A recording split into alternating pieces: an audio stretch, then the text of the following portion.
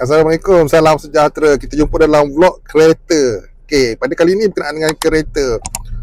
Gearbox ya, ataupun transmisi automatik ya, ialah satu transmisi yang memudahkan kita dalam pemanduan, tetapi kita harus tahu cara menggunakan transmisi automatik cara yang betul supaya tidak orang cakap mempercepatkan proses kerosakannya.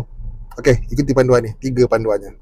Baik, perkara pertama yang admin nak jelaskan berkenaan dengan transmisi automatik ni, apabila kita parking banyak orang terus tolak daripada D terus tolak kepada P.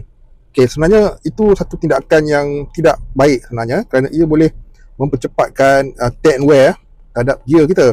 Jadi apa yang kita perlu buat sebenarnya, okey, bila kita dah sampai ke destinasi yang kita tujui dan kita nak parking kereta kita, okey, sebagai contoh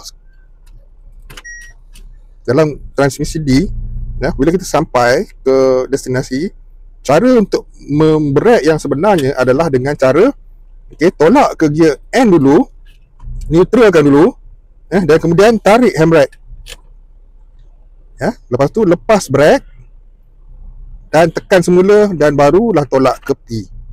Itu cara yang sebenarnya. Okey, kerana apa sebenarnya? Kerana semasa kita berhenti, beban kereta perlulah diletakkan terhadap handbrake ini ya, bukan pada gear P. Gear P ni untuk parking sahaja ya. Jadi itu sebabnya kita perlu neutralkan dulu daripada D. Kita sampai destinasi, kita neutralkan ya, tarik handbrake ya, lepas brake, tekan balik brake dan baru tolak kepada P untuk parking ya, untuk memastikan beban kereta kita ni memang tertumpu kepada brake, handbrake ya. Ni bukannya beban tu ditanggung oleh P. Kita dah faham sebab gigi gear ni ada banyak dan boleh merosakkan transmisi kita. Tak kisahlah sama ada transmisi CVT ataupun transmisi automatik yang konvensional. Okey, sekarang kita pergi perkara yang kedua pula. Okey, perkara yang kedua pula berkenaan dengan apabila kita berhenti di traffic light dan kita nak menyambung semula perjalanan.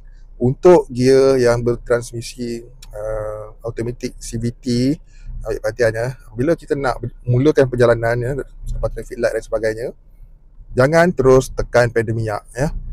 Lepas brake dahulu ya, biarkan kereta untuk bergerak sikit baru tekan minyak. Jangan hijau je terus tekan minyak sebab apa? Sebab transmisi CVT memerlukan orang cakap pergerakan dahulu ya, tempo pergerakan baru kita boleh tekan minyak. Jangan sesekali kita terus tekan terus minyak kalau buat selalu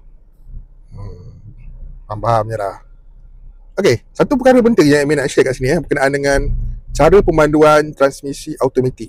Okey, adakah sebenarnya boleh kita memecut ya, dalam keadaan kita memandu, contoh dalam kelajuan sekitar 60-70 dan kita nak memandu laju, kita terus tekan pedal minyak, enjut terus nak memecut, adakah boleh?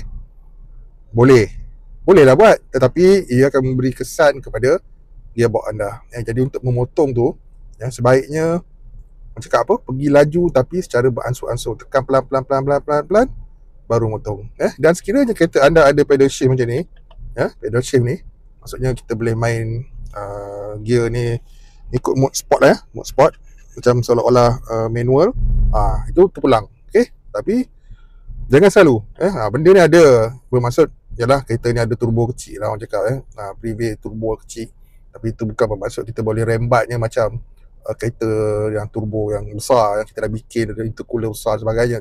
Tak boleh turbo ni buat syarat je ni, buat syarat untuk kita orang main pick up sikit macam tu lah lebih kurang.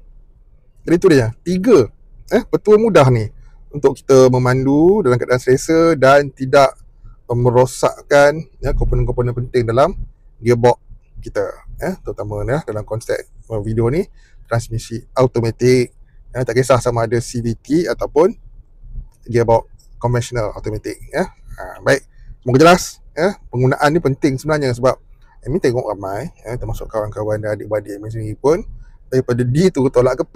Benda tu tak betul sebenarnya, boleh merosakkan ada setengah-setengah tu bernasib malang dalam jangka masa pendek je dah terkena dan ada yang setengah-setengah tu ambil masa lama sikit. Tapi tu lah ni, mencegah lebih baik daripada merepair. Semoga jelas dan bermanfaat video ni. Kongsi-kongsikan. Jumpa lagi. Assalamualaikum. Bye bye.